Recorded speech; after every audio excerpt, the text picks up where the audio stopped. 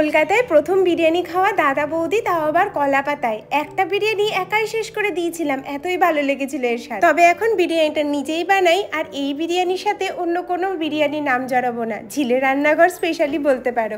তা আমি এখানে টক দই নিয়েছি 150 গ্রাম, তার মধ্যে বিরিয়ানি মশলা, আদা, রসুন, গোলমরিচ বাটা, আর তার সাথে লাল লঙ্কার গুঁড়ো, স্বাদ মতো লবণ, পেঁয়াজের বেরেস্তা, 2 চামচ গোলাপ জল, 3 চামচ কেওড়া জল, 1 ফোঁটা মিঠা আতর দিয়ে ভালো করে দইটা মেখে নিয়ে মাটনটাকে ম্যারিনেট করে নেব। মাটনের গ্রেভি আর মাটনটাকে আলাদা করে নিতে হবে। চালটাও সেদ্ধ করে নিয়েছি, আর ওইদিকে মাটনের গ্রেভিটাও রেডি। দুধের মধ্যে সেই একই গোলাপ জল, কেওড়া জল, একটু কেসার, মিঠা আতর আর ফুড কালার মিশিয়ে রাখবো।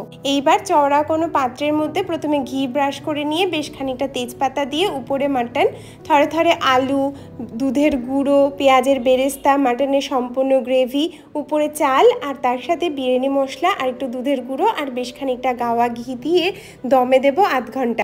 এর গন্ধ মন মাতিয়ে দেয়।